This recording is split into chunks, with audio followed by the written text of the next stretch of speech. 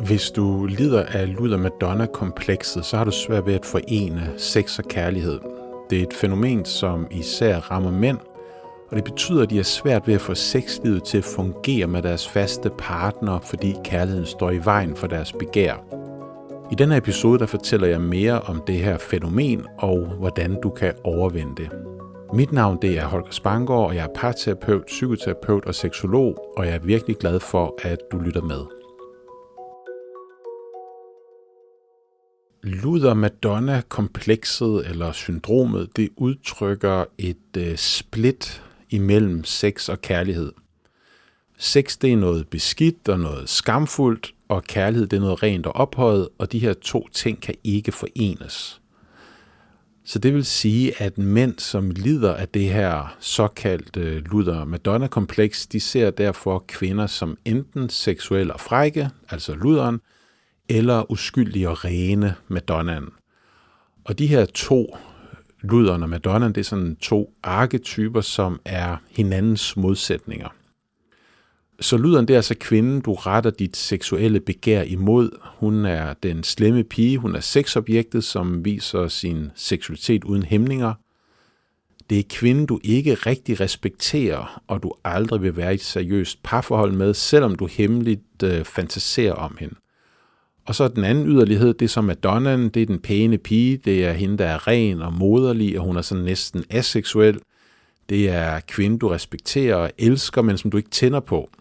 Og kærligheden til Madonnaen er så sådan noget platonisk, og tanken om vild sex med hende kan virke forkert og næsten frastødende.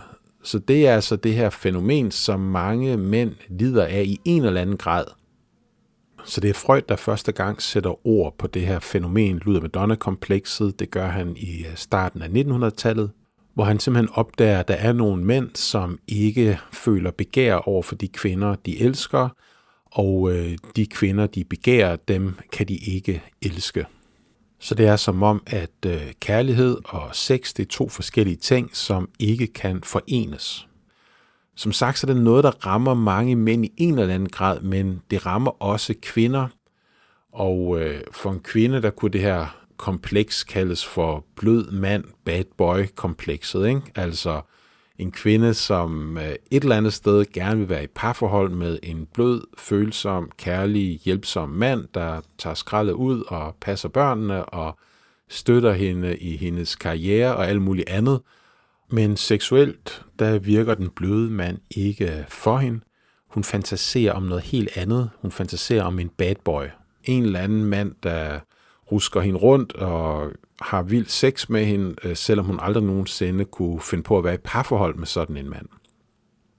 Så i mit arbejde som seksolog og parterapeut, der møder jeg mange mænd, som har det her i en eller anden grad, som har svært ved at få kærlighedslivet til at fungere, fordi at de selvfølgelig gerne vil have et forhold til en kvinde, hvor der både er kærlighed og sex, men de oplever bare nogle gange, at selvom der er masser af kærlighed, så har de svært ved rigtigt at føle tiltrækningen og have lyst til sex med deres kæreste. Og så er der en del, der kommer og siger, at de tror, at de måske lider af luder-Madonna-komplekset. Så nogle tegn på det kunne være, at der er meget forskel på de kvinder, du tænder på, og dem, som du har lyst til at være kæreste med. Og dem, du tænder på, der skal jo også være sådan et element af noget beskidt, eller at du ikke rigtig respekterer de kvinder, du tænder på. Ikke? At der er et eller andet med, at du ser lidt ned på dem på en eller anden måde, og samtidig så kæresten kan du sådan ophøje lidt, og ikke rigtig forestille dig, at hun har lyst til vild sex med dig, eller at hun har de samme lyster som dig. Så snart der opstår sådan en modsætning imellem sex og kærlighed, mellem det beskidte og det rene, så er luder-Madonna-komplekset på en eller anden måde i spil. Der kan også være sådan noget med, at du har lyst til at se en masse porno, men har svært ved at være følelsesmæssigt intim, altså hele pornoindustrien henvender sig jo til mænd og selvfølgelig også kvinder, som har nogle lyster, nogle fantasier, som de måske ikke får udlevet sammen med deres faste partner. Altså, det er jo nemt at sige, at porno det er bare for mænd, men hvis nu tager den der roman 50 Shades of Grey, som har solgt i vist nok over 150 millioner eksemplarer, altså vanvittigt populær. Det var jo en roman, der henvendte sig især til kvinder, hvor der også var noget vildt sex i. Så både mænd og kvinder har jo lyst til noget vildt sex, noget eksperimenterende sex, noget uhæmmet sex i en eller anden grad. Og så på overfladen, der kan vi leve pæne liv og have en pæn partner. Og så kan der være en mørk side, eller en skyggeside, eller noget, vi ikke tør stå ved. Og det er jo det, der på en eller anden måde fodrer Luther-Madonna-komplekset, at der overhovedet er en modsætning mellem at være seksuel på den ene side, og pæn og ordentlig og et godt menneske på den anden side. Et andet tegn på Luther-Madonna-komplekset kan være, at du mister erektion, når din partner ønsker nærhed eller udtrykker sine følelser. Fordi nærhed, varme, kærlighed på en eller anden måde slukker for dit begær og for din seksualitet. Og det sidste tegn på Luther-Madonna-komplekset, det er sexisme, fordi rigtig meget sexisme går ud på at reducere kvinden på en lidt nedladende måde til enten Lutheren eller til Madonnaen. Så hvis du har noget sexistisk i dig, det kan du være nysgerrig på, så siger det også noget om dit kvindesyn, og så siger det måske også noget om dit forhold til sex og kærlighed, og måske siger det også noget om, at du lider lidt af Luther-Madonna-komplekset på en eller anden måde. Det kan du jo være nysgerrig på. Så hvorfra kommer det her Luther-Madonna-kompleks? Altså, Freud har jo en meget psykologisk forklaring. Han taler blandt andet om, at det lille drengebarn instinktivt ved, at det ikke må begære moren, at hvis det gør det, så er drengebarnet bange for at blive kastreret af faren. Det er kastrationsangsten. Og det er klart, når et drengebarn begærer moren, så er det selvfølgelig ikke på en seksuel måde, men der sker noget meget tidligt i den lille barnehjerne om, at lyst bare ikke må rettes mod mor. Og derfra kommer det her split mellem lyst og kærlighed. Så det er en sådan meget psykologisk forklaring. En anden psykologisk forklaring, som Freud luftede, det var, at der er nogle mænd, som har nogle sår, nogle traumer, som deres mor har påført dem. Og når de lider af Luther-Madonna-komplekset, så er det en måde at ligesom afreagere nogle af de her gamle sår på. Altså at der simpelthen bare er nogle traumer, og de traumer, de kommer ligesom til at gå ud over de kvinder, de møder senere i livet, sådan at de har et problem simpelthen med at forbinde kærlighed og sex. Der er jo også en feministisk vinkel på det, så feministerne vil sige, at der er et patriarkat, altså et mandsdomineret samfund, og at manden forsøger at kontrollere og undertrykke kvinders frie seksualitet, fordi det på en eller anden måde truer mandens dominante position i samfundet. Man kunne også have sådan en kristen, religiøs vinkel på det. Der står jo i Bibelen, at man ikke må bedrive hor, og at sex er noget syndigt, og sex før ægteskabet er forkert. Og der er jo sådan en masse moral og domme omkring sex og seksualitet og lyst, som jo gør, at man nemt kommer til at se ned på nogen, der udlever deres seksualitet. Og der er også noget med Eva, der frister Adam, og kvinden på den måde kan være fristeren, så man kan sagtens se for sig nogle præster for hundredvis af år siden have et eller andet med, at kvinder skal hæmme deres seksuelle udtryk, ligesom der også er religioner, hvor kvinder skal gå tildækket osv. Det er jo alt sammen udtryk for den samme sådan tendens, ikke? At der er noget farligt ved kvindens seksualitet. Hvis jeg spurgte min tantralærer, så ville han sige noget om, at på et dybt underbevidst plan, der er mænd lidt bange for kvinders seksualitet, fordi den kan være så stor og vild, og mange mænd har en eller anden form for præstationsangst på et meget dybt plan.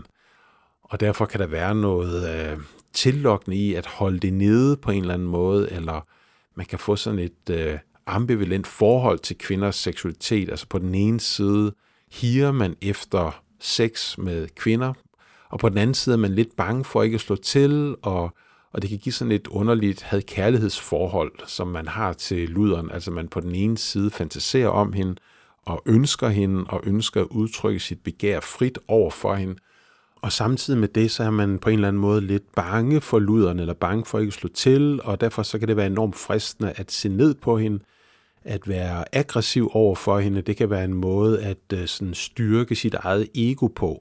Men i virkeligheden så handler det om, at man dybt inde et sted er bange for ikke at slå til. Og det er derfra noget af modstand kommer mod det feminine og mod den feminine seksualitet. Og så endelig synes jeg også, der kan være en meget simpel forklaring i, at de mennesker, vi elsker, er altså ikke nødvendigvis de mennesker, vi også tænder på. Og de mennesker, vi tænder på, det er ikke nødvendigvis de mennesker, vi elsker eller passer sammen med i et parforhold. Så der kan sagtens være, at du simpelthen bare er sammen med en, som du virkelig godt kan lide, og I har en virkelig god kemi, og en masse fælles værdier, og der er noget humor, der er rigtig godt. Men desværre tænder du bare ikke rigtig på hende, eller på ham, hvis det nu er en kvinde. Men det betyder jo ikke, at du er syg. Det synes jeg bare er vigtigt at få med, fordi vi kan godt sygeliggøre det her med, at det godt kan være lidt svært at føle kærlighed og begær på samme tid. Og det kan selvfølgelig være udtryk for en psykologisk brist på en eller anden måde. Det kan måske også bare være udtryk for, at sex og kærlighed ikke altid følges ad, og det der er ikke nødvendigvis noget i vejen med. Så der er altså flere forklaringer på, hvordan det her luder-Madonna-kompleks kan opstå.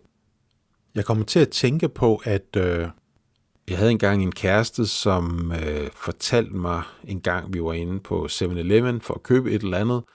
Så var der en eller andet blad med en let påklædt dame på forsiden, som viste sine bryster frem. Og så fortæller min kæreste, at hun engang var sammen med hendes far, og de ser sådan et blad med en kvinde, der viser bryster. Og så siger min kærestes far så til min kæreste, da min kæreste altså var en ung pige, at hendes far ikke troede, at stripperens far ville være særlig stolt af hende.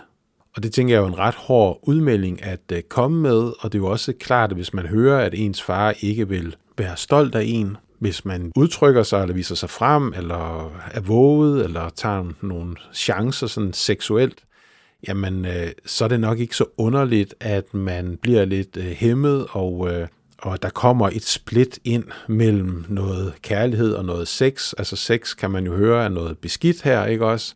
Og hvis man gerne vil have ens fars kærlighed, jamen, så skal man være en pæn pige. Så på den måde kan vi sådan blive lidt opdraget i den her luder-Madonna-ånd. Jeg tror i øvrigt også, at luder-Madonna-komplekset er især noget, som rammer unge mænd. Jeg tror, jo ældre man bliver, jo mere nuanceret ser man på hinanden og på sig selv. Og man fornemmer ved at kombinere modsatrettede følelser. Man fornemmer ved at se kvinden som et helt menneske, ligesom man også kommer tættere på sig selv og ser sig selv som et helt menneske. Og det synes jeg også er en af grundene til, at det er værd at studere det her luder-Madonna-kompleks, fordi at det viser en begrænsning. Enten en begrænsning af vores selvopfattelse, eller en begrænsning af vores opfattelse af kvinder. At der er nogle indre barrierer, der gør, at vi har svært ved at kombinere vigtige kræfter, kærlighedskraften, hvis man kunne kalde det, et vigtigt omdrejningspunkt i vores liv, og selvfølgelig vores seksuelle drift, der også er et vigtigt omdrejningspunkt i vores liv. Og hvis de to ikke kan spille sammen, så bliver det lidt som at mangle den ene pedal, synes jeg, på en cykel, eller at det ene hjul ikke vil køre, hvis det andet hjul også kører. Det bliver i hvert fald noget værre råd.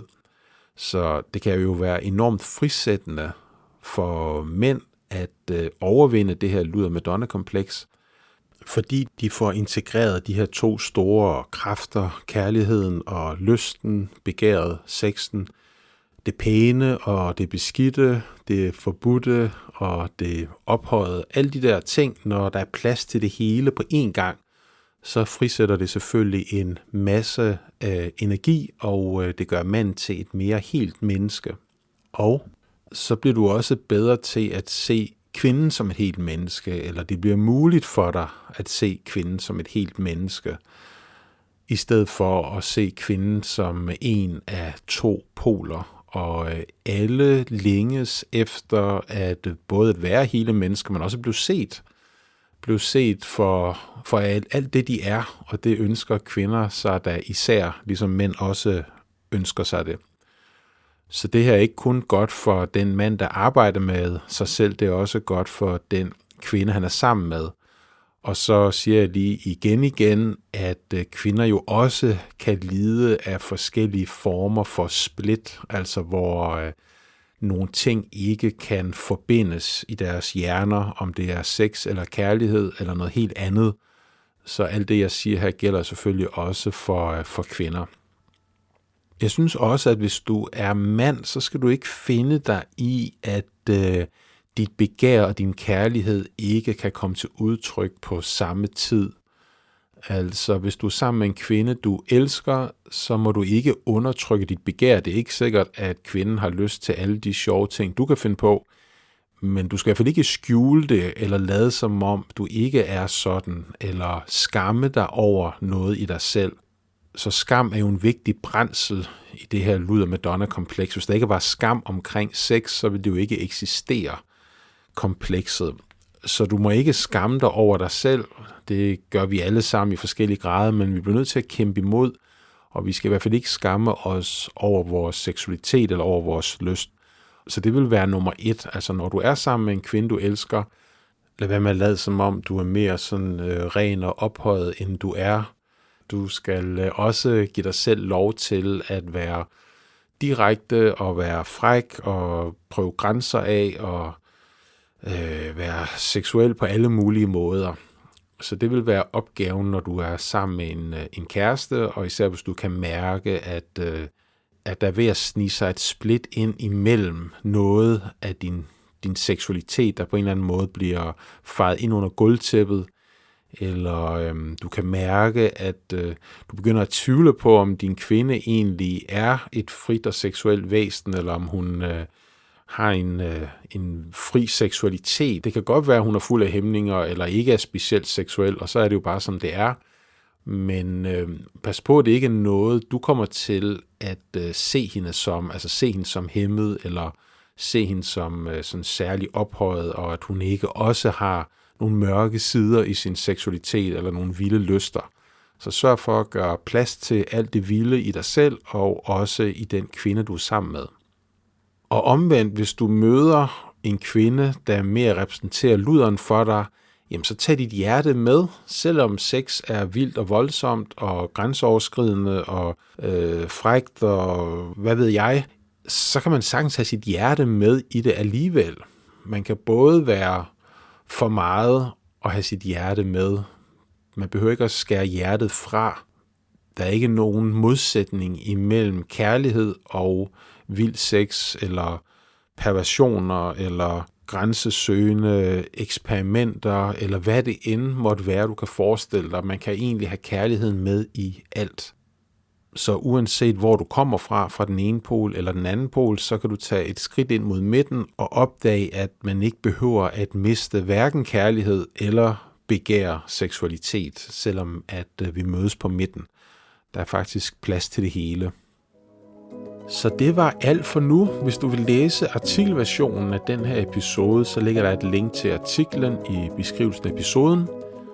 Tusind tak, fordi du lyttede med. Det sætter jeg stor pris på. Ha' det rigtig godt, til vi høres ved igen. Hej.